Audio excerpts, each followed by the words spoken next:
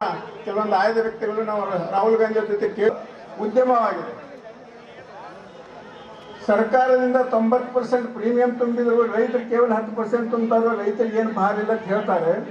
ಆದ್ರೆ ಸರ್ಕಾರದ ದುಡ್ಡನ್ನು ಇನ್ಶೂರೆನ್ಸ್ ಕಂಪನಿಗೆ ತುಂಬಿ ದೇಶದ ಸರ್ಕಾರದ ದುಡ್ಡನ್ನು ದೋಚಿ ಮಾಡಲಿಕ್ಕೆ ಪ್ರೈವೇಟ್ ಕಂಪನಿಗೆ ಕೊಡ್ತಾ ಇದ್ದಾರೆ. ನಾ ಕೇಳ್ತಾ ಇದ್ದೇನೆ, ಇವರಿಗೆ ತುಂಬಿದಂಥ ಪ್ರೀಮಿಯಂದಲ್ಲಿ ಮಾಡಿಕೊಂಡು ಎಲ್ಲಿ ಅತಿ ಕಡಿಮೆ ಪ್ರಮಾಣದಲ್ಲಿ ರೈತರ ಪ್ರೀಮಿಯಂ ತುಂಬಿರ್ತಾರ ಅಂತಲ್ಲಿ ಅದನ್ನು ಘೋಷಣೆ ಮಾಡ್ತಾರೆ. ಯಾಕಂದ್ರೆ ರೊಕ್ಕ ಹೆಚ್ಚಿಗೆ ಹೋಗಬಾರ್ದು ಅಂತ ಹೇಳಿ. ಎಲ್ಲಿ ವ್ಯವಸ್ಥಿತವಾಗಿ ಎಲ್ಲ ರೈತರು ತುಂಬಿರ್ತಾರೋ ಅಲ್ಲಿ ಅವರು ಅದರ ಪರಿಹಾರವನ್ನು ಕೊಡುವುದಿಲ್ಲ. ಸರ್ಕಾರ ತುಂಬಿ ಕಿತ್ತೂರು ರಾಣಿ ಚೆನ್ನಮ್ಮ, ಸಂಗೊಳ್ಳಿ ರಾಯಣ್ಣ ಮತ್ತು ಜನ್ಮ ಕೊಟ್ಟಂತ ತಾಯಿ ಸ್ವರ್ಗಕ್ಕೆ ಸಮಾನ ಅಂತ ಹೇಳಿ ಆ ರಾಮಾಯಣದಲ್ಲಿ ಹೇಳುವಂತ ಒಂದು ನುಡಿ. ಹಾಗಾಗಿ ಈ ಮಣ್ಣಿನ, ಈ ಪವಿತ್ರ ಮಣ್ಣಿನ ಮಕ್ಕಳಾಗಿರುವಂತ ನೀವು ಈ ಭಾಗದ ನಿಜವಾದ ಮಣ್ಣಿನ ಮಗನನ್ನ ನಿಮ್ಮ ಪ್ರತಿನಿಧಿಯಾಗಿ ವಿಧಾನಸೌಧದಲ್ಲಿ ನೋಡಬೇಕೇ ಹೊರತು ಬೆಂಗಳೂರಿನಲ್ಲಿ ರಿಯಲ್ ಎಸ್ಟೇಟ್ ಮತ್ತೊಂದು ಮಾಡಿಕೊಂಡು ದುಡ್ಡು ಗಳಿಸಿ ದುಡ್ಡು ರಾತ್ರಿ ಹೊತ್ತು ಚೆಲ್ತಕ್ಕಂಥವರನ್ನ ಈ ಚುನಾವಣೆಯಲ್ಲಿ ಸೋಲಿಸಿ ಬೆಂಗಳೂರಿಗೆ ವಾಪಸ್ ಕಳಿಸುವಂತ ಜವಾಬ್ದಾರಿ ನಿಮ್ಮ ಮೇಲಿದೆ. ಆ ಕೆಲಸ ನೀವು ಮಾಡುತ್ತೀರಿ ಅಂತೇಳಿ ನಾನು ಭಾವಿಸಿದ್ದೇನೆ. ಇಷ್ಟೆಲ್ಲ ವಿಚಾರಗಳನ್ನ ನಿಮ್ಮ ಜೊತೆಯಲ್ಲಿ ಹಂಚಿಕೊಳ್ಳಿಕ್ಕೆ ಅವಕಾಶ ಕೊಟ್ಟಂತ ತಮ್ಮೆಲ್ಲರಿಗೂ ಒಂದು ದಯವಿಟ್ಟು ಇರ್ತಕ್ಕಂಥ ಎಲ್ಲ ಸಹೋದರರು ಆ ಕಡೆ ಬಂದ್ರೆ, ಆ ಕಡೆ ವೇದಿಕೆ ಎಡಗಡೆ ಬಂದ್ರೆ, ಆ ಕಡೆ ಸನ್ಮಾನ್ಯ ರಾಹುಲ್ ಗಾಂಧಿ ಅವರಿಗೆ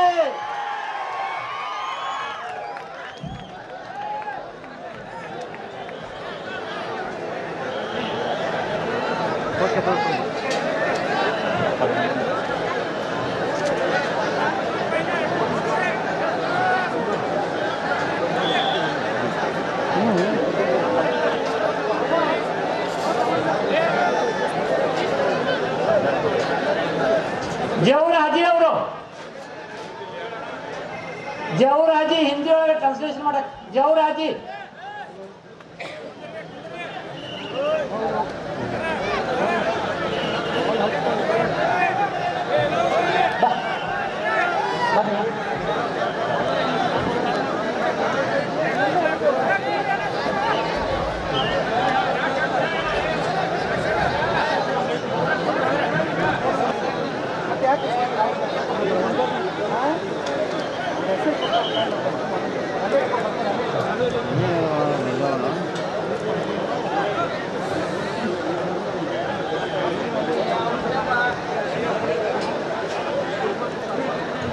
ಎಲ್ಲರಿಗೆ ನಮಸ್ಕಾರ.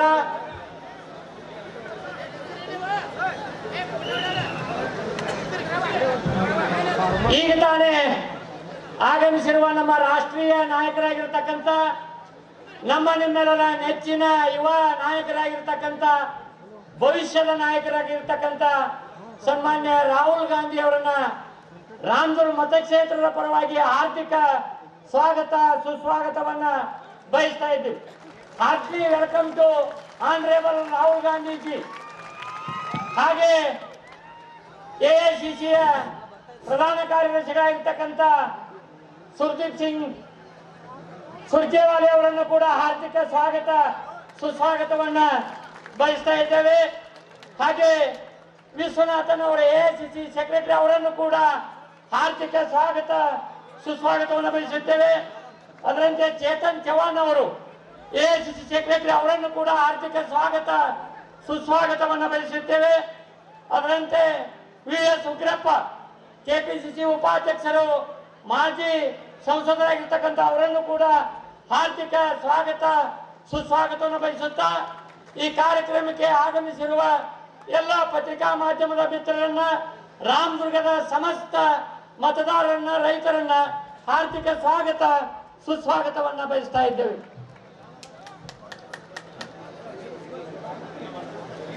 ಅಲ್ಲೇ ಮೈ ಕೊಡ್ತಾರೆ, ಅಲ್ಲಿಂದ ನಾವು ಉತ್ತರ ಕೊಡ್ಬೇಕಂತ ಕೇಳ್ತಾ ಇದ್ದೀವಿ. ನೋಡಿ, ಯಾರೆಲ್ಲ ಪ್ರಶ್ನೆಗಳನ್ನ ಕಳಿಸಿದ್ದೀರಿ, ಯಾರಾದರೂ ಇಲ್ಲೇ ವೇದಿಕೆಗೆ ಬಂದು ನೀವು ಪ್ರಶ್ನೆ ಕೇಳಬೇಕು. ಈಗಾಗಲೇ ಏನು ಕೆಲವು ಪ್ರಶ್ನೆಗಳನ್ನ ನೀವು ಸೆಲೆಕ್ಟ್ ಮಾಡಿ ಇದನ್ನ ಮಾಡಿದರೆ, ಸೊ ಅವರು ಇಲ್ಲಿಗೆ ಈಗ ಶುಗರ್ ಕೇನ್ ಪ್ರೈಸಿನ ಬಗ್ಗೆ ಮಾತನಾಡುವಂತವ್ರು ಕೇಳುವಂತದ್ದು ಆನಂದ್. ಸೊ ಅವರು ಇಲ್ಲಿ ಬರಬೇಕು ಅಂತ ಹೇಳಿ ಬಂದು ಇಲ್ಲಿ ಮಾತನಾಡಿ ಅಂತ ಹೇಳಿ ಕೇಳಲಿಕ್ಕೆ ಬಯಸ್ತೇನೆ. ಆನಂದ್ ಜಗತಾಪ್ ಅವರು ರೈತರು, ಕಬ್ಬು ಬೆಳೆಗಾರ ರೈತರು, ಆನಂದ್ ಜಗತಾಪ್ ಅವರು ಇಲ್ಲೇ ಬರಬೇಕಾಗಿ ವಿನಂತಿ. ಮುಂದ್ಗಡೆ ಬರ್ರಿ ಆನಂದ್ ಅವರೇ, ಮುಂದ್ಗಡೆ ಬರ್ರಿ.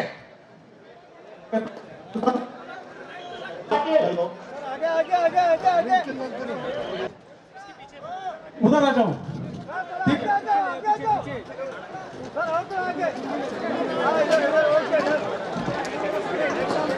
ಎರಡನೇ ಪ್ರಶ್ನೆ ಈರನಗೌಡ ಪಾಟೀಲ್.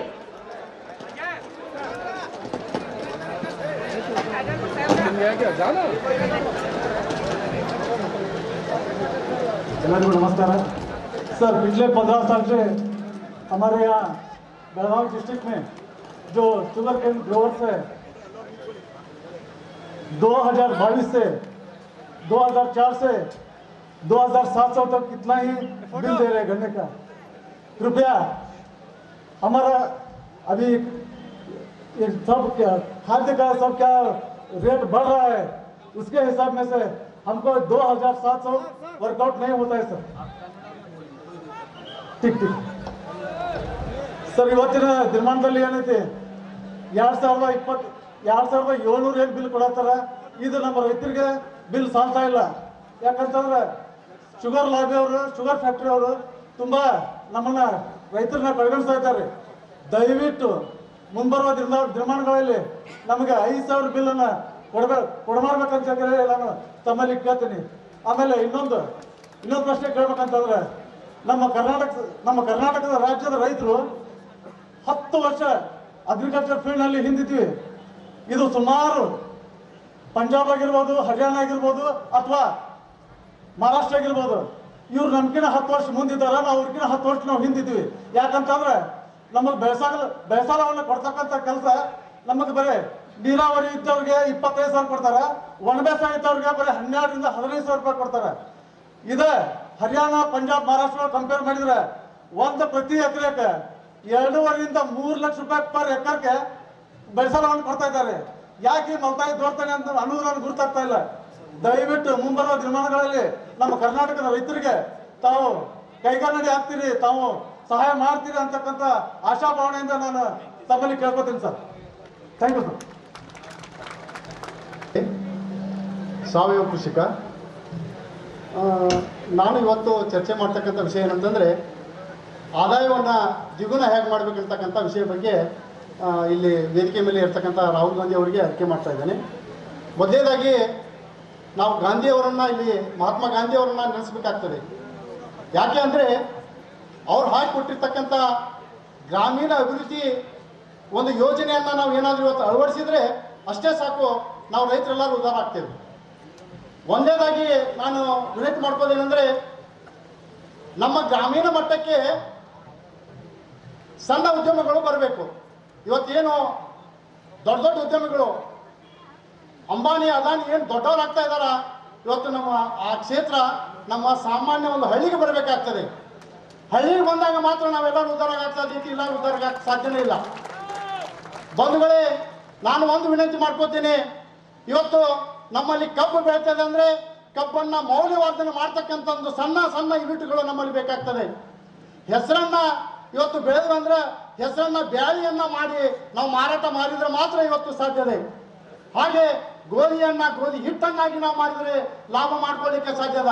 ಇದು ಎಲ್ಲವನ್ನು ನಾವು ಏನು ಮಾಡ್ತಾ ಇದ್ದೀವಿ ಅಂದರೆ ಪ್ರತಿಯೊಂದು ಕಂಪನಿಗೆ ಕೊಟ್ಟು ಕಂಪನಿಯವರನ್ನು ಲಾಭ ಮಾಡ್ತಾ ಇದ್ದೇವೆ, ಮೀಡಿಯೇಟರ್ಗಳನ್ನು ಲಾಭ ಗಳಿಸ್ತಾ ಇದ್ದಾರೆ. ನಮಗೆ ಯಾವುದೇ ಥರದ ಪರಿಸ್ಥಿತಿ ನಮ್ಮ ರೈತರಿಗೆ ಆ ಲಾಭ ಸಿಗ್ತಾ ಇಲ್ಲ. ಅದಕ್ಕೆ ಇವತ್ತು ನಮ್ಮ ಜೋಳದ ಬೆಳೆಗಾರರು ಏನಿದೆ, ನಾವು ಇವತ್ತು ಜೋಳವನ್ನು ಮಾಡಿದರೆ ನಮ್ಗೆ ಯಾವತ್ತೂ ಲಾಭ ಸಿಗೋದಿಲ್ಲ. ಜೋಳದ ಹಿಟ್ಟನ್ನು, ಜೋಳದ ರೊಟ್ಟಿಯನ್ನು, ಜೋಳದ ಒಂದು ಮಾಲ್ಟನ್ನು ನಾವು ಇವತ್ತೇನಾದರೂ ಮಾಡಿದರೆ ನಾವು ಏನಾದರೂ ರೈತರು ಉದ್ಧಾರ ಆಗಲಿಕ್ಕೆ ಶಕ್ಯ ಇದೆ. ಹೀಗೆ ನಾನು ಮುಂದುವರೆದು ನಾನು ಹೇಳ್ತಾ ಇದ್ದೇನೆ. ಇವತ್ತು ನಾವು ಶೇಂಗಾ ಬೆಳೀತಾ ಇದ್ದೇವೆ, ಆದರೆ ತಿಂತಾ ಇದ್ದೇವೆ ಎಂಥ ಎಣ್ಣೆ ಅಂತಂದ್ರೆ ಕ್ರೂಡ್ ಆಯಿಲ್ ಮಿಕ್ಸ್ ಆಗಿರ್ತಕ್ಕಂಥ ಎಣ್ಣೆಯನ್ನು ತಿಂತಾ ಇದ್ದೇವೆ. ಆ ಎಣ್ಣೆಯನ್ನು ನಮ್ಮ ಗ್ರಾಮದಲ್ಲೇ ತಯಾರು ಮಾಡಿ ನಮ್ಮ ಗ್ರಾಮದಲ್ಲೇ ಮಾರಾಟ ಮಾಡ್ತಕ್ಕಂಥ ಒಂದು ವ್ಯವಸ್ಥೆಯನ್ನಾದರೂ ಈ ಸರ್ಕಾರದಿಂದ ನಮ್ಗೆ ಸಿಕ್ತು ಅಂತಂದ್ರೆ ನಾವು ಯಶಸ್ವಿಯಾದ ಒಂದು ಪ್ರಗತಿಪರ ರೈತರಾಗಲಿಕ್ಕೆ ನಾವು ಶಕ್ಯದ. ಆದಾಯ ದ್ವಿಗುಣ ಹಂಗೆ ಆಗೋದಿಲ್ಲ. ನಾವು ಏನು ಮೌಲ್ಯವರ್ಧನ ಮಾಡ್ತಕ್ಕಂಥ ಒಂದು ವ್ಯವಸ್ಥೆ ನಮ್ಮ ಗ್ರಾಮೀಣ ಮಟ್ಟದೊಳಗೆ ಬೇಕು. ಹಳ್ಳಿ ಮಟ್ಟದೊಳಗೆ ಒಳ್ಳೆ ವ್ಯವಸ್ಥಿತವಾದ ಮಾರ್ಕೆಟ್ ಬೇಕಾಗ್ತದೆ. ಆ ಮಾರ್ಕೆಟ್ ಬೇಕಾಗ್ತಕ್ಕಂಥ ಹಲವಾರು ಯೋಜನೆಯನ್ನ ಸರ್ಕಾರದೊಳಗೆ ಏನಾದರೂ ಅಳವಡಿಸಿದ್ದ ಕರೆ ಆದ್ರೆ ನಾವು ರೈತರ ಉದ್ಧಾರ ಆಗಕ್ಕೆ ಸಾಧ್ಯತೆ ಇಲ್ಲ, ಉದ್ಧಾರ ಆಗಕ್ಕೆ ಸಾಧ್ಯನೇ ಇಲ್ಲ. ಯಾಕಂದ್ರೆ ಜೋಳ ನೋಡ್ರಿ ಇವತ್ತು 5,000 ರೂಪಾಯಿ ಇದೆ. ಆ 5,000 ರೂಪಾಯಿ ಜೋಳ ಇನ್ನೊಂದು 4 ತಿಂಗಳು ಅನ್ಬಾರ್ದ 3,000 ರೂಪಾಯಿ 2,000 ರೂಪಾಯಿ ಮಾರಬೇಕಾಗ್ತದೆ. ಆಮೇಲೆ ಪ್ರತಿ ಸರ್ತಿ ಕಬ್ಬನ್ನ 3,000 4,000 ಕೇಳ್ತೀವಿ, ಅವ್ರು ಕೊಡೋದು 2,500 ರೂಪಾಯಿ ಕೊಡ್ತಾರ. ಎಷ್ಟು ಮೋಸ ಆಗ್ತಾ ಇದೆ ಅಂದ್ರೆ ಆ ಇತರೆ ಉತ್ಪನ್ನಗಳಾಗ ನಮಗೇನು ಮೋಸ ಆಗ್ತಾ ಇದೆ ಆ ಮೋಸವನ್ನ ನಮ್ಗೆ ಯಾರಿಂದ ಸಾಧ್ಯ ಮಾಡೋಕ್ಕಾಗ್ತಾ ಇಲ್ಲ. ಅದಕ್ಕೆ ನಾನು ಇವತ್ತು ಈ ವೇದಿಕೆ ಮುಖಾಂತರ ಕೇಳ್ತೀನಿ, ಯಾವ ಪಕ್ಷ ನಮ್ಮ ರೈತರ ಬೆಂಬಲವಾಗಿ ನಿಲ್ತದೆ ಅವಕ್ಕೆ ನಾವು 100ಕ್ಕೆ 100 ನಾವು ಸಹಕಾರ ಕೊಡ್ತೇವೆ ಅಂತಕ್ಕಂಥ ಈ ಆಶ್ವಾಸನೆ, ಈ ಒಂದು ಮೌಲ್ಯವರ್ಧನೆ ಮಾಡಲಿಕ್ಕೆ ಬೇಕಾಗ್ತಕ್ಕಂಥ ವ್ಯವಸ್ಥೆಯನ್ನು ಮಾಡಿಕೊಡ್ರಿ. ಆಮೇಲೆ ನಮ್ಮ ಗ್ರಾಮೀಣ ಹೊಲಕ್ಕೆ ಬೇಕಾಗ್ತಕ್ಕಂಥ ರಸ್ತೆಯನ್ನು ಕನಿಷ್ಠ ರಸ್ತೆಯನ್ನು ಮಾಡಿಕೊಡ್ರಿ ನಮ್ಗೆ. ಯಾಕಂದ್ರೆ ಹೊಲಕ್ಕೆ ಬೇಕಾಗ್ತಕ್ಕಂಥ ರಸ್ತೆ ಇರಲಿಲ್ಲ ಅಂದ್ರೆ ನಡೆಯುವುದಿಲ್ಲ. ಆಮೇಲೆ ಆಮೇಲೆ ನಾವು ಬೆಳೆದಿರ್ತಕ್ಕಂಥ ಉತ್ಪನ್ನವನ್ನು ಸ್ಟೋರ್ ಮಾಡಲಿಕ್ಕೆ ಸ್ಟೋರೇಜ್ ಗುಡೌನ್ ಬೇಕಾಗ್ತದೆ.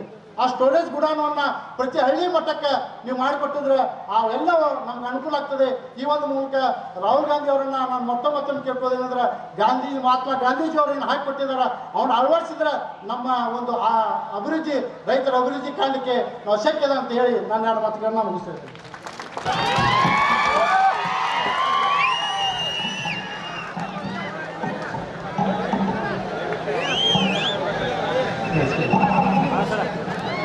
इस डिस्कशन के लिए दिल से आप सबका बहुत बहुत धन्यवाद. ನಮಸ್ಕಾರ. ತಾವೆಲ್ಲರೂ ಈ ಸಭೆಯಲ್ಲಿ ಭಾಗವಹಿಸಿದ್ದೀರಿ, ನಿಮಗೆಲ್ಲ ಹೃತ್ಪೂರ್ವಕ ಅಭಿನಂದನೆ. जो आपने अभी कहा, 2 किसानों ने जो कहा उससे मैं बिल्कुल सहमत हूँ. ಇವಾಗ ನೀವೇನು ರೈತರು ಹೇಳಿದ್ರಲ್ಲ ಅದಕ್ಕೆ ನಾನು ಸಂಪೂರ್ಣವಾಗಿ ಅದರ ಪರವಾಗಿದ್ದೇನೆ ಅಂತ ಹೇಳ್ತಾ ಇದ್ದೀನಿ. और जो आपको रेट मिलता है उसको बढ़ाने की ज़रूरत है. ಇವಾಗ ಏನು ನಿಮಗೆ ರೇಟ್ ಸಿಗ್ತಾ ಇದೆಯಲ್ಲ ಅದನ್ನು ಹೆಚ್ಚಿಗೆ ಮಾಡುವ ಅವಶ್ಯಕತೆ ಇದೆ ಅಂತ. और कांग्रेस पार्टी की यहाँ सरकार आएगी तो हम किसानों के साथ चर्चा करके बातचीत करके नया रेट तय करेंगे. ಇವಾಗ ಕಾಂಗ್ರೆಸ್ ಪಕ್ಷ ಅಧಿಕಾರಕ್ಕೆ ಬಂದ ಮೇಲೆ ಈಗ ರೈತರೆಲ್ಲ ಬಯಸಿದಾರಲ್ಲ, ರೈತರ ಎಂಬಲ್ಲ ಚರ್ಚೆ ಮಾಡಿ ಅದನ್ನ ರೇಟನ್ನು ದ್ವಿಗುಣ ಮಾಡುವ ಕೆಲಸವನ್ನು ಮಾಡುತ್ತೇವೆ. जो आपने स्मॉल स्केल इंडस्ट्रीज के बारे में कहा कि जितना पैसा किसानों को मिलना चाहिए वो नहीं मिलता है, वो भी बिल्कुल सही है. ಸಣ್ಣ ಉದ್ಯಮದಾರರಿಗೆ ಈಗೇನು ರೇಟ್ ಸಿಗ್ತಾ ಇದೆ ಅದು ರೈತರಿಗೆ ಆಗಿ ಇನ್ನೂ ಹೆಚ್ಚಿನ ಇದರಲ್ಲಿ ಸಿಗುವಂತ ವ್ಯವಸ್ಥೆ ಆಗುತ್ತದೆ. महंगाई बढ़ती जा रही है, पेट्रोल डीजल के दाम बढ़ रहे हैं, गैस सिलेंडर के दाम बढ़ रहे हैं, ತುಟ್ಟಿ ಬಚ್ಚೆ ಹೆಚ್ಚಾಗ್ತಾ ಇದೆ, ಗ್ಯಾಸ್ ಸಿಲಿಂಡರ್ ರೇಟ್ ಹೆಚ್ಚಾಗ್ತಾ ಇದೆ, ಪೆಟ್ರೋಲ್ ಡೀಸೆಲ್ ರೇಟ್ ಹೆಚ್ಚಾಗ್ತಾ ಇದೆ, एग्रीकल्चरल इंस्ट्रूमेंट्स पे जीएसटी लगी है. ಮತ್ತು ರೈತಾಪಿ ವರ್ಗದ ಅಗ್ರಿಕಲ್ಚರ್ ಸಾಮಗ್ರಿಗಳ ಬೆಲೆ ಕೂಡ ಜಿಎಸ್ಟಿ ಮುಖಾಂತರ ಅದು ಕೂಡ ಹೆಚ್ಚಾಗ್ತಾ ಇದೆ. तो आपके जेब में से जो निकलता है वो बढ़ता जा रहा है और जेब में जो आता है वो कम होता जा रहा है. ನಿಮ್ಮ ಕಿಸೆಯಲ್ಲಿ ಬರ್ತಕ್ಕಂಥ ಹಣವನ್ನು ವ್ಯರ್ಥವಾಗಿ ಖರ್ಚಾಗ್ತಾ ಇದೆ, ಬರ್ತಕ್ಕಂಥದ್ದು ಏನು ಉಳಿತಾ ಇಲ್ಲ. तो जब हम किसानों के बारे में सोचते हैं पहले हमें उनकी रक्षा करनी चाहिए. ನಾವು रೈತರ ಬಗ್ಗೆ ವಿಚಾರ ಮಾಡಬೇಕಾದ್ರೆ ಮೊದಲೇ ಅವರ ಸುರಕ್ಷಿತವಾಗಿರೋದ್ರ ಬಗ್ಗೆ ನಾವು ಯೋಚನೆ ಮಾಡಬೇಕಾಗಿದೆ. उनके नीचे एक फ्लोर सा जमीन सी लगा देनी चाहिए जिसके नीचे वो गिर ना पाए.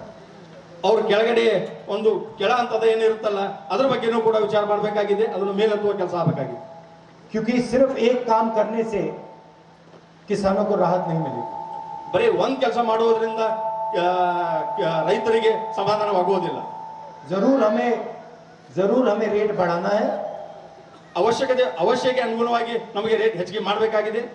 आपकी मार्केटिंग बेहतर करनी है ಮತ್ತು ನಿಮ್ಮ ಮಾರುಕಟ್ಟೆಯನ್ನು ಇನ್ನೂ ಒಳ್ಳೆಯದಾಗಿ ಮಾಡಬೇಕಾಗಿದೆ. और जो फोकस आजकल 2-3 बड़े अरबपतियों पे है उसको वहां से उतार कर किसानों, मजदूरों और छोटे व्यापारियों की ओर डालना पड़ेगा. ಇವಾಗ ಫೋಕಸ್ ಆಗ್ತಾ ಇರೋದು ಅಂತಂದ್ರೆ ದೊಡ್ಡ ಏನು ಉದ್ಯಮಿಗಳದಾರ 2-3-4 ಜನ ಅವರುಗಳನ್ನ ಬಿಟ್ಟು ಸಣ್ಣ ಉದ್ಯಮದಾರರ ಪರವಾಗಿನೂ ವಿಚಾರ ಮಾಡುವಂತ ಸಂದರ್ಭ ಇದೆ. आज अरबपति बैंक से कितना भी लोन लेना चाहते हैं ले सकते हैं. ಇವತ್ತು ಕೋಟ್ಯಾಧೀಶ್ವರರು ಬ್ಯಾಂಕ್ ನಲ್ಲಿ ಎಷ್ಟು ಬೇಕೋ ಅಷ್ಟು ಸಾಲ ತಗೋಬಹುದಾದಂತ ಪರಿಸ್ಥಿತಿ ಇದೆ. अदानी जी के, अंबानी जी के लाखों करोड़ रुपए बैंक लोन. ಅದಾನಿ ಹಾಗೂ ಅಂಬಾನಿ ಅವರು ಲಕ್ಷ ಕೋಟಿ ರೂಪಾಯಿಗಳು ಈಗಾಗಲೇ ಲೂಟಿ ಮಾಡಿದ್ದಾರೆ. बैंक में जाते हैं एकदम पैसा मिलता है. ಬ್ಯಾಂಕಿಗೆ ಹೋದ ತಕ್ಷಣ ರೊಕ್ಕ ಸಿಗುತ್ತೆ ಅಂತವ್ರಿಗೆ. और अगर कोई मुश्किल होती है अरबपतियों का कर्जा माफ हो जाता है. ಅಂತ ದೊಡ್ಡ ಉದ್ಯಮಗಳ ಸಾಲವನ್ನು ಮಾಫಿ ಮಾಡಲಾಗುತ್ತದೆ, ಇನ್ನುಳಿದವರದ್ದು ಇಲ್ಲ. मगर किसानों का लोन कभी माफ नहीं होता है. ರೈತರದ ಲೋನ್ ಯಾವುದೇ ತರನು ಇದನ್ನ ಆಗುದಿಲ್ಲ. कांग्रेस पार्टी की सरकार ने किया था 72,000 रुपए, 72,000 करोड़ रुपए. ಕಾಂಗ್ರೆಸ್ ಪಕ್ಷ 62,000 ಕೋಟಿ ಆಲ್ರೆಡಿ ಮಾಡಿತ್ತು. मगर आमतौर से किसानों का कर्जा माफ नहीं किया जाता. ಆದರೆ ಸಾಮಾನ್ಯವಾಗಿ ರೈತರ ಸಾಲವನ್ನು ಮನ್ನಾ ಮಾಡಲಾಗುತ್ತಿಲ್ಲ. तो मेरा यह कहना है कि न्याय होना चाहिए. अगर हम अरबपतियों का कर्जा माफ करते हैं, फिर किसानों का कर्जा माफ करना चाहिए, या फिर किसी का नहीं होना चाहिए. ಮತ್ತು ದೊಡ್ಡ ಉದ್ಯಮಗಳ ಸಾಲವನ್ನು ಮಾಫಿ ಮಾಡಲಾಗುತ್ತದೆ, ಅದೇ ರೀತಿ ರೈತಾಪಿ ವರ್ಗದವರ ಸಾಲವನ್ನು ಮಾಫಿ ಮಾಡಲಾಗುವುದಿಲ್ಲ. ಅದು ಕೂಡ ಮಾಫಿ ಮಾಡುವಂತ ಸಂದರ್ಭ ಬರಬೇಕು. मैं आपकी बात सुनना चाहता हूं, तो जो और लोग बोलना चाहते हैं स्टेज पे आ सकते हैं. ತಾವು ಯಾರಾದರೂ ಸಲಹೆ ಸೂಚನೆ ಕೊಡೋರಿದ್ರು, ಬೇಡ ಈ ಕುರಿತು ಹೇಳಿಕೆ ನೀಡೋರಿದ್ರು, ತಾವು ನೇರವಾಗಿ ರಾಹುಲ್ ಗಾಂಧಿ ಸರ್ ಅವ್ರನ್ನ ಕೇಳಬಹುದು.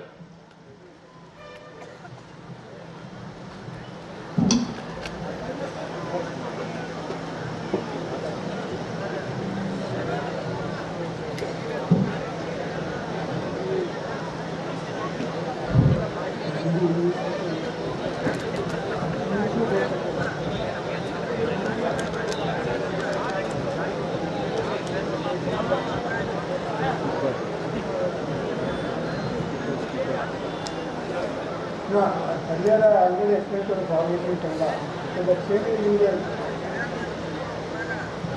respected Rahul ji, Surjewala ji, Ugrappa जी, मेरे प्यारे किसान भाई, अब मैं राहुल जी को थोड़ा खत के बारे में, फर्टिलाइजर के बारे में मैं थोड़ा बोलना चाहता हूँ, क्योंकि इनपुट कास्ट में खत का ज़्यादा असर लगता है. कम से कम 40 से 50% खत के हिसाब से उसका फार्मर्स का खर्चा ज़्यादा रहता है. जो यूपीए गवर्नमेंट इससे पहले जो खत का रेट थे ना, उसका 2 से 5 गुना ज़्यादा हो गया. एग्जाम्पल DAP का, डाई अमोनियम फॉस्फेट का, the rate was 420 rupees in the year 2013 and 14. Now that DAP is cost about 1,350. That means almost 3 times increase. The same case with the potash. The rate was just 310 rupees. Now it is cost about 1,800 rupees. Almost 6 times ज़्यादा उसका cast हो रहे. पहले भी खत का rate ज़्यादा था, लेकिन अर्लियर गवर्नमेंट जो पिछले गवर्नमेंट जो था ना, वो उसको सब्सिडी देते थे. 90 में 80 में DAP का पर टन का कास्ट 52,000 था, लेकिन गवर्नमेंट उसको 48,000 का सब्सिडी देते थे. 460 में हमको खत मिलते थे. लेकिन जो अभी 214 से बीजेपी आया था ना, अभी जो थोड़ा उसके देने वाले सब्सिडी को ख़त्म करके सबका खत का रेट ज़्यादा किया था. आने वाले दिन में उसको खत को और सब्सिडी देने के लिए मैं आपको मांग रहा हूँ. दूसरे इंश्योरेंस के बारे में मैं बोल रहा हूँ. इंश्योरेंस जो प्राइवेट कंपनी को वो दिया है ना, उसमें 90% गवर्नमेंट से वो प्रीमियम भरते हैं, 10% फार्मर लोग भरते हैं. लेकिन जो इंश्योरेंस कंपनी अब तक जो फार्मर्स को तो दिया है ना कंपेंसेशन का, it's not more than 10%. 90% amount they have been looted from the government. Instead of having the private insurance company, government should have its own company. Just like a LIC. Same in that line, they have to have a one insurance company only concerned with the Fasal Bima Yojana. Whatever premium is not paid, it will be with the government. In days to come, you can minimize the premium level, so that will help the farmers. In this line, government has to think. Then I again request the party leaders, you have to highlight these points because these points are more concerned to the agriculture sector and rural area. तो इन आने वाले दिन में आपको ज़्यादा ये point में तो आपको लीडर को जो चुनाव में प्रचार जा रहे थे ना उधर भी इसका हाईलाइट करने के लिए आपको हम रिक्वेस्ट करता हूँ। ये दो बारे में आपको थोड़ा सोच रखना है। Thank you very much.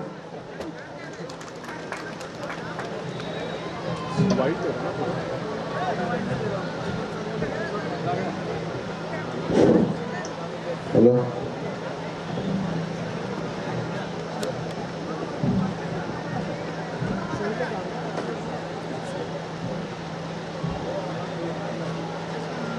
ಎಲ್ಲರಿಗೂ ನಮಸ್ಕಾರ ಮತ್ತು ರಾಹುಲ್ ಗಾಂಧೀಜಿಯವ್ರಿಗೂ ನಾನು ನಮಸ್ಕಾರ ಅಂತ ತಿಳಿಸ್ತೀನಿ.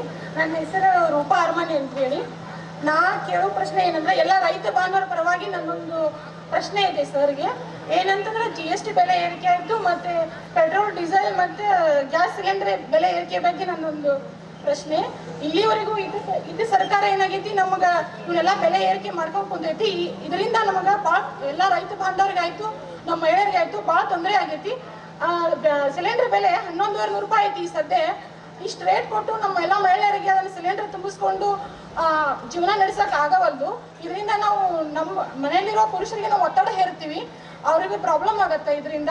ಮತ್ತು ಪೆಟ್ರೋಲ್ ಡೀಸೆಲ್ ಬೆಲೆ ಏರಿಕೆಯಿಂದ ನಮ್ಮ ಎಲ್ಲ ರೈತ ಬಾಂಧವರಿಗೆ ಇದರಿಂದ ತೊಂದರೆ ಆಗತೈತಿ.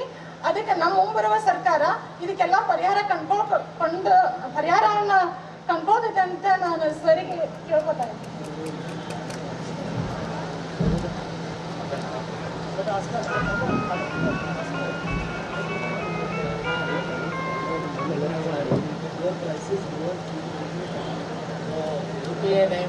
UPA ಟೈಮಲ್ಲಿ ಇದರ ರೇಟ್ಗಳು ಏನಿತ್ತು ಈಗ ಎಷ್ಟು ಜಾಸ್ತಿ ಆಗಿದೆ ಅಂತ ಕೇಳ್ತಾ ಇದ್ದಾರೆ. ನಮ್ದು ಕಾಂಗ್ರೆಸ್ ಸರ್ಕಾರ ಇದ್ದಾಗ ಬೆಲೆ ಏರಿಕೆ ಕಡಿಮೆ ಐತಿ ಸರ್. ಸಿಲಿಂಡರ್ ಬೆಲೆ ಅದು 450 ಅದು ಐತ್ರಿ. ಇವಾಗ ಈ ಬಂದ್ ಗೌರ್ಮೆಂಟ್ 11,200 ಅದು ಮಾಡ್ಕೊಂಡು ಕುಂತೈತ್ರಿ. ಮೊದ್ಲಿಂದ ನಮ್ಮ ಗೌರ್ಮೆಂಟ್ ಇದ್ದಾಗ ಅಂದ್ರೆ ಕಾಂಗ್ರೆಸ್ ಗೌರ್ಮೆಂಟ್ ಇದ್ದಾಗ ಬೆಲೆ ಕಡಿಮೆ ಐತ್ರಿ, ಇವಾಗ ಹೆಚ್ಚಾಗೈತಿ sir.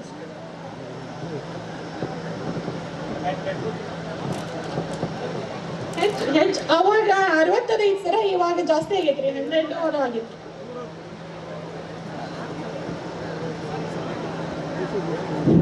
Hello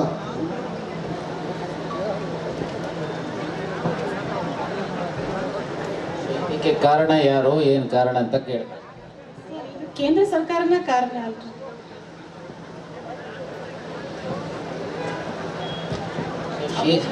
She is telling that central government is responsible for this. Why does she think that BJP has raised the price of petrol, diesel? ಅವರು ಕೇಳ್ತಾ ಇದ್ದಾರೆ ಯಾಕೆ ಕೇಂದ್ರ ಸರ್ಕಾರ ಈಗ ಜಾಸ್ತಿ ಮಾಡಿದೆ, ನಿಮ್ಮ ದೃಷ್ಟಿನಲ್ಲಿ ಇದಕ್ಕೆ ಕಾರಣ ಏನು ಅಂತ ಕೇಳ್ತಿದ್ದಾರೆ. ಸರ್ ಅವರು ಇದನ್ನೆಲ್ಲ ಏರಿಕೆ ಮಾಡಿ ಈ ದುಡ್ಡನ್ನ ತಗೊಂಡು ನಮಗೆಲ್ಲ ರೈತರಿಗೆ ವರ್ಷಕ್ಕೆ ಇಷ್ಟು ಅಮೌಂಟ್ ಬಿಡ್ತೀವಿ ನಿಮಗೆ ಅಂತ ಹೇಳಿ ವಾಪಸ್ ನಮ್ಮ ದುಡ್ಡನ್ನ ಈ ಕೈಲಿ ಇಸ್ಕೊಂಡು ಈ ಕೈಲಿ ವಾಪಸ್ ನಮ್ಗೆ ಕೊಡಿ ಸಂಬಂಧ ಇದನ್ನೆಲ್ಲ ಮಾಡಕತ್ತಾರ ಅಂತ ನನ್ನ opinion sir. She is telling that they are collecting money from farmers, stating that we will give back, but they are not giving the money. Do farmers put Narendra Modi's face on television?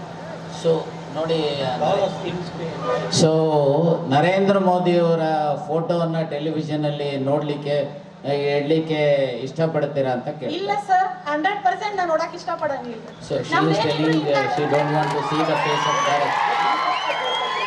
So ಅವರ television ಅಲ್ಲಿ ಅವರ ಫೋಟೋನ ಪದೇ ಪದೇ ತೋರಿಸುವಂತವ್ರು ಯಾರು ಅಂತ ಕೇಳ್ತಾ ಇದ್ದಾರೆ. ಅವ್ರದೇ ಗೌರ್ಮೆಂಟ್ ಐತಿ ಸರ್, ಅವರೇ ತೋರಿಸ್ತಿರ್ತಾವ್ರಿ. ಅವ್ರು ನಮ್ದು ಕಾಂಗ್ರೆಸ್ ಪಕ್ಷದ ಏನೋ ತೋರ್ಸಂಗಿಲ್ರಿ, ತಮ್ದು ಹೈಲೈಟ್ ಮಾಡ್ಕೊಳಕ ಬರೀ ಮೋದಿಜಿ ಅವರು. She is telling because they are in power, that is why every day his photo has been showing by the media. Tell her that the same people who are getting the money from the farmers through higher petrol prices, higher diesel prices are putting his face on the television. ಯಾರಿಗೆ ಲಾಭ ಆಗ್ತಾ ಇದೆಯೋ ಅವ್ರಿಗೆ ಯಾರಾದ್ರೆ ಇದೆ, ಈ ಅದಾನಿ ಅಂಬ ಇವರೆಲ್ಲ ಇದ್ದಾರಲ್ಲ, ಅವರು ಇದನ್ನ ಮಾಡ್ತಾ ಇದ್ದಾರೆ ಫೋಟೋ. ಅದು ಸರಿನಾ ತಪ್ಪಾ ಅಂತ ಕೇಳ್ತಾ ಇದ್ದಾರೆ. ತಪ್ಪು ಸರ್, ತಪ್ಪು. ನಾವೇನಿದ್ರು ಇಂದಿರಾ ಗಾಂಧೀಜಿ ಅವ್ರ ಫೋಟೋ, ರಾಹುಲ್ ಗಾಂಧೀಜಿ ಅವ್ರ ಫೋಟೋ ನೋಡಕ್ ಇಷ್ಟಪಡ್ತೀವಿ ಟಿವಿ ಒಳಗ. ನಾವು ಮೋದಿಜಿ ಅವ್ರ photo telling that we don't want to see the photos of Narendra Modi, we want to see the photos of Indira Gandhi, Rahul Gandhi, Nehru. To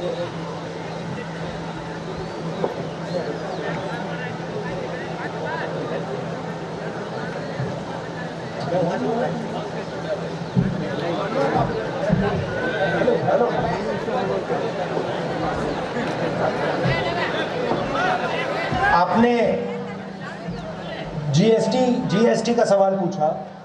आपने कहा कि जीएसटी से काफी नुकसान होता है, गरीबों का नुकसान होता है, किसानों का नुकसान होता है। पहली बार किसानों पर टैक्स लगा है। हिंदुस्तान की हिस्ट्री में पहली बार जीएसटी किसानों पे लगी। ಈ GST ಇಂದ ರೈತಾಪಿ ವರ್ಗದವರಿಗೆ ನಷ್ಟ ಆಗ್ತಾ ಇದೆ ಮತ್ತು ಜನಸಾಮಾನ್ಯರಿಗೆ ಬಡಬಗರಿಗೆ ನಷ್ಟವಾಗ್ತಾ ಇದೆ. ಇದರ ಕುರಿತು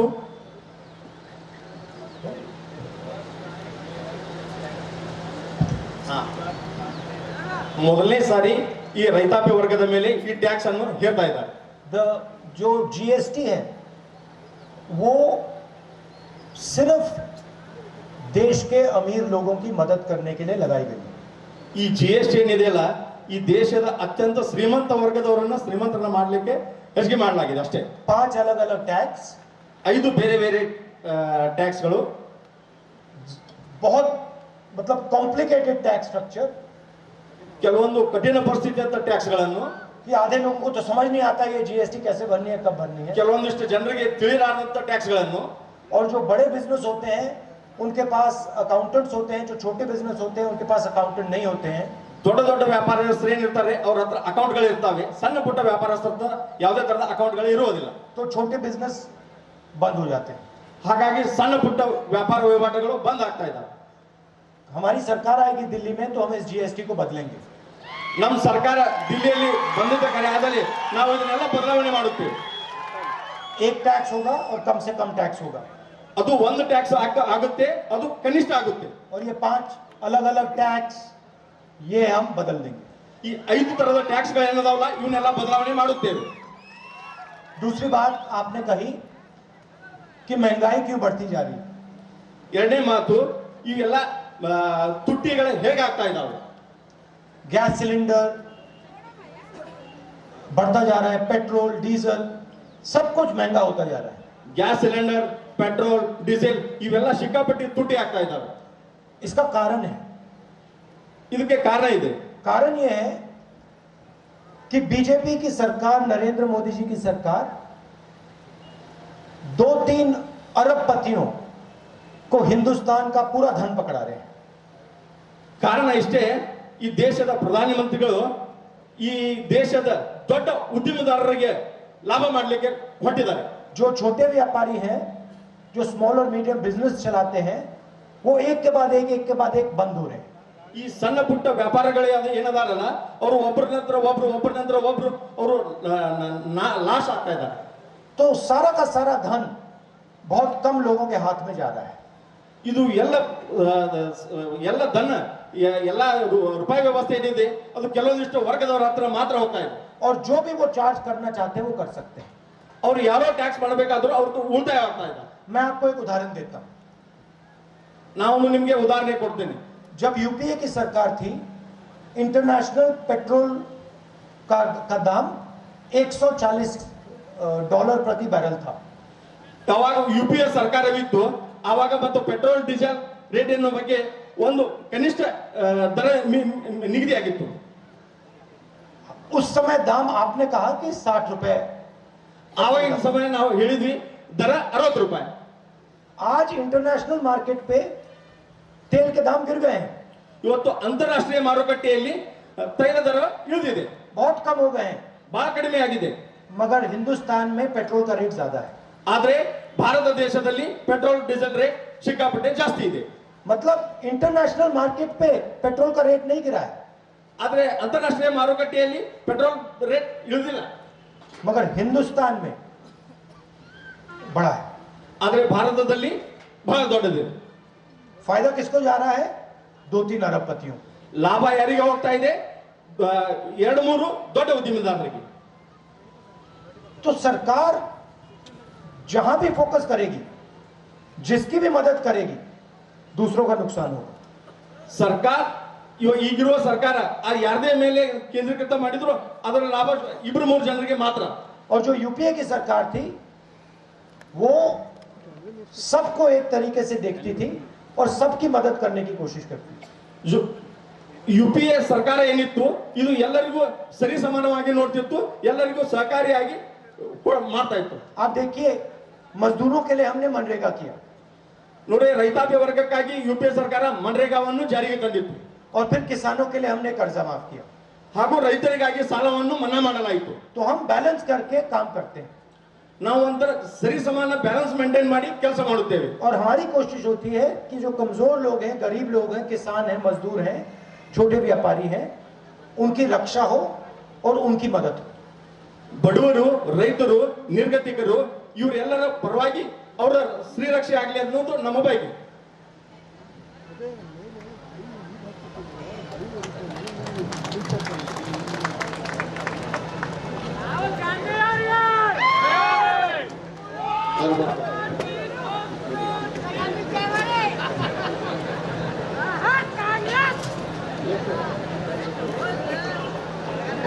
राहुल जी से एक मेरा निवेदन है सर, यहाँ पे हर शुगर केन के रेट ऐसा होते हैं कि एक फैक्ट्री के रेट एक फैक्ट्री में नहीं होते हैं. हर साल यहाँ पे हंगामा होता है, फैक्ट्री में रुकावट होती है और टाइम पे यहाँ पे चालू नहीं होते हैं. और इसलिए एक रेट, अब यहाँ पे देखो एक डिस्ट्रिक्ट में 2750 है और बागलकोट जिले में 2850 है और एक जिले में 30 तक है. यहाँ की रैयतों की मांग क्या है, एक ही रेट दे डालो. ठीक है, देखिए जैसे यहाँ पे कांग्रेस पार्टी की सरकार आएगी, जो अभी आने वाली है, हम कर्नाटक के किसानों के साथ डिस्कशन करने के बाद, बातचीत करने के बाद आपको एक नया रेट देंगे और आपकी मदद करने की पॉलिसीज देंगे. ಈಗ ಬರುವ ಚುನಾವಣೆಯಲ್ಲಿ ಕಾಂಗ್ರೆಸ್ ಸರ್ಕಾರ ಅಧಿಕಾರಕ್ಕೆ ಬಂದ ಮೇಲೆ ನಾವು ಎಲ್ಲ ರೈತಾಪಿ ವರ್ಗದ ಜೊತೆ ಸಮಾಲೋಚನೆ ಮಾಡಿ ಒಂದು ಒಳ್ಳೆಯ ದರವನ್ನು ಫಿಕ್ಸ್ ಮಾಡಿ ತಮ್ಮ ಸಹಾಯಕ್ಕೆ ನಿಲ್ತೀವಿ ಅಂತ ಮಾತು ಕೊಡ್ತಾ ಇದ್ದೀವಿ. और एक रेट होगा और ऊंचा रेट होगा. ಅದು ಒಂದು ದರವಾಗುತ್ತೆ, ಅದು ದೊಡ್ಡ ರೇಟ್ ಆಗಿರುತ್ತೆ. आप देखिए छत्तीसगढ़ में हमने वायदा किया था, धान के बारे में वायदा किया था. आप छत्तीसगढ़ में किसी से भी पूछ लीजिए क्या रेट मिलता है किसानों को. ಇದೇ ರೀತಿಯಾಗಿ ಛತ್ತೀಸ್ಗಢದ ರಾಜ್ಯದಲ್ಲಿ ನಾವು ಮಾತು ಕೊಟ್ಟಿದ್ದೆವು ಈ ತರ ದರ ಹೆಚ್ಚಿಗೆ ಮಾಡುವ ಕುರಿತು. ಅದನ್ನು ಇವಾಗಲೇ ನಿಭಾಯಿಸಿದ್ದೇವೆ. और एक और बात मैं कहना चाहता हूं, जब हम किसानों को सही रेट देते हैं तो इकोनॉमी चालू होती है. आर्थिक फायदा सिर्फ किसानों को नहीं मिलता है, दूसरे लोगों को भी मिलता है. ನಾವು ದರವನ್ನು ಈಗ ಹೆಚ್ಚಿಗೆ ಮಾಡಿದ್ದೆ ಆದಲ್ಲಿ ಇದರ ಲಾಭವನ್ನು ರೈತರಿಗೆ ಖಂಡಿತ ತಲುಪುತ್ತೆ. छत्तीसगढ़ में हमने देखा जब हमने किसानों का रेट बढ़ाया तो छत्तीसगढ़ की पूरी इकोनॉमी, अर्थव्यवस्था बढ़ी. ಇವಾಗ ಅದರ ದರ ಹೆಚ್ಚಿಗೆ ಮಾಡೋದ್ರಿಂದ ಛತ್ತೀಸ್ಗಢದಲ್ಲಿ ಆರ್ಥಿಕ ವ್ಯವಸ್ಥೆ ಸಂಪೂರ್ಣ ಸುಧಾರಿಸಿಕೊಂಡಿದೆ. मैं आपको आश्वासन देता हूं कि यहाँ पे एक रेट होगा और अच्छा रेट होगा. ನಾನು ನಿಮಗೆ ಈ ವೇದಿಕೆ ಮುಖಾಂತರ ಭರವಸೆ ಕೊಡ್ತಾ ಇದ್ದೀನಿ, ನಾವು ನಮ್ಮ ಸರ್ಕಾರ ಬಂದ ಕೂಡಲೇ ಒಳ್ಳೆ ದರ ಕೊಡುತ್ತೇವೆ, ಅದು ಹೆಚ್ಚಿನ ದರವನ್ನು ಕೊಡುತ್ತೇವೆ. और यहाँ की और एक मांग है सर और एक मांग है. यहाँ जितने भी फार्मर्स है ना, वो फार्मर्स की गाय, बकरी, बैल जितनी भी है ना, उसके लिए डॉक्टर एक भी नहीं है. ये रामपुर के अंदर करीबन नहीं बोले तो 8 से 10 डॉक्टर चाहिए थे. आज तक एक डॉक्टर भी नहीं है और कंपाउंड के ऊपर ये चलवा ले रहे हैं. तो आज गाय, बकरी जो भी बीमारी पड़ती है ना, उसके लिए इलाज नहीं है.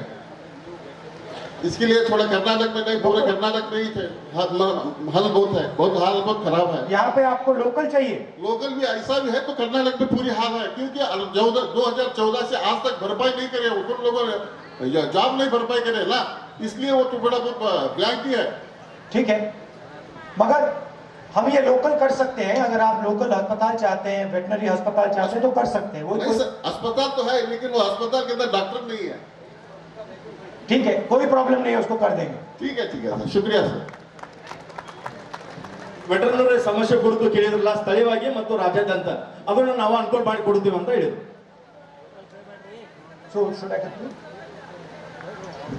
आप ऐसी गर्मी में मेरी बात सुनने आए इसके लिए आप सबको बहुत बहुत धन्यवाद। ಇಂಥ ಬೇಸಿಗೆಯಲ್ಲೂ ಕೂಡ ನನ್ನ ಮಾತನ್ನು ಕೇಳಲು ಬಂದಿದ್ದೀರಿ, ತಮ್ಮೆಲ್ಲರಿಗೂ ಹೃತ್ಪೂರ್ವಕ ಸ್ವಾಗತಗಳು। आप जानते हो कि बीजेपी की सरकार ने यहाँ पे पिछले 5 साल में क्या किया है। ನೀವು ಕಾಣ್ತಾ ಇದ್ದೀರಿ ಬಿಜೆಪಿ ಸರ್ಕಾರವು ಕಳೆದ 5 ವರ್ಷಗಳಿಂದ ಎಂತ ಆಡಳಿತ ಕೊಟ್ಟಿದೆ। इसको 40% कमीशन सरकार कहा जाता है ಇದಕ್ಕೆ 40% ಕಮಿಷನ್ ಸರ್ಕಾರ ಎನ್ನಲಾಗುತ್ತಿದೆ। और ये सरकार इनकी सरकार नहीं थी, ये सरकार पैसे से इन्होंने चोरी की है। ಈ ಸರ್ಕಾರ ದುಡ್ಡಿನಿಂದ ಕೊಳ್ಳೆ ಹೊಡಿತಾ ಇದೆ, ಕೊಳ್ಳೆ ಹೊಡೆಯುವಂತ ಸರ್ಕಾರವಾಗಿದೆ। आपने पूछा कि आपका पैसा कहां जाता है। कर्नाटक में आपका पैसा भ्रष्टाचार में गया, चोरी में गया। ತಾವು ಕೇಳ್ತಾ ಇದ್ದೀರಿ ಇಷ್ಟೊಂದು ಕಟ್ಟಿರೋ ತೆರಿಗೆಯನ್ನ ಎಲ್ಲಿ ಹೋಯಿತು ಅಂತ। ಇದು ಸರ್ಕಾರ ಲೂಟಿ ಮಾಡ್ತಾ ಇದೆ, ಇದು ಕಳುವು ಆಗ್ತಾ ಇದೆ। आप जानते हो शुगर फैक्ट्रीज का क्या हुआ, किसको गई। ತಾವು ನೋಡ್ತಾ ಇದ್ದೀರಾ ಈ ಸಕ್ಕರೆ ಕಾರ್ಖಾನೆಗಳ ಪರಿಸ್ಥಿತಿ ಏನಾಗಿದೆ ಇವತ್ತು ಅಂತ। हमारी सरकार किसानों की, मजदूरों की, छोटे व्यापारियों की, युवाओं की सरकार होगी। ನಮ್ಮ ಸರ್ಕಾರ ರೈತರ, ಜನಸಾಮಾನ್ಯರ ಹಾಗೂ ಯುವಕರ ಹಾಗೂ ದಿನದಲಿತರ ಸರ್ಕಾರವಾಗುತ್ತದೆ। और इस बार कम से कम 150 सीटों से जिताना है। ಈ ಬಾರಿ ಏನೇ ಇಲ್ಲ ಅಂದ್ರೂ ಕನಿಷ್ಠ 150 ಸ್ಥಾನಗಳನ್ನ ಗೆಲ್ಲಿಸಿಕೊಡ್ಬೇಕಾಗಿವೆ। और जो 40% वाली सरकार है उसको 40 सीटें देनी है। ಏನು 40% ಸರ್ಕಾರ ಇದೆ ಅದು 40 ಸ್ಥಾನಕ್ಕೆ ಮಾತ್ರ ಸೀಮಿತ ಮಾಡಬೇಕಾಗಿ, 40 से ज्यादा नहीं मिलनी चाहिए। 40 ಮೇಲ್ಗಡೆ ತಗೋಬಾರದವರು। जहां तक किसानों की बात है, चुनाव के बाद हमारी सरकार किसानों के साथ बातचीत करेगी, डिस्कशन करेगी। ಈಗೇನು ರೈತರ ಸಮಸ್ಯೆಗಳಿದೆ ನಮ್ಮ ಸರ್ಕಾರ ಬಂದ ಮೇಲೆ ಅವ್ರ ಜೊತೆ ಕುಳಿತು ಸಮಾಲೋಚನೆ ಮಾಡಿ ಅವ್ರು ಹೇಳಿದ ನಂತರ ಮುಂದುವರಿತೇವೆ। सिर्फ रेट नहीं, मगर जो भी आपकी मुश्किलें हैं उनके बारे में हम आपसे चर्चा करेंगे। ಬರೇ ದರ ಮಾತ್ರ ಅಲ್ಲ, ಇನ್ನುಳಿದ ಏನೇ ಸಮಸ್ಯೆಗಳಿದ್ರು ನಿಮ್ಮ ಜೊತೆ ಕೂತು ಚರ್ಚೆ ಮಾಡುತ್ತೇವೆ। और उसके बाद हम आपके लिए पॉलिसी बनाएंगे। ಅದಾದ ನಂತರ ಅದರ ಕುರಿತು ಯೋಜನೆಗಳನ್ನ ರೂಪಿಸಲಾಗುವುದು। कि आपकी रक्षा हो और आपका भविष्य सुनहरा हो। ನಿಮ್ಮ ರಕ್ಷಣೆ ಆಗಬೇಕು ಹಾಗೂ ನಿಮ್ಮ ಭವಿಷ್ಯ ಉಜ್ವಲವಾಗಬೇಕು। एक बार फिर आप सब यहाँ आए, इसके लिए दिल से धन्यवाद। ತಾವೆಲ್ಲರೂ ಇಲ್ಲಿ ಬಂದಿದ್ದೀರಿ, ನಿಮಗೆ ಮನಸ್ಸಿಂದ ಹೃತ್ಪೂರ್ವಕ ಸ್ವಾಗತಗಳು। जय हिंद। ಜೈ ಹಿಂದ್।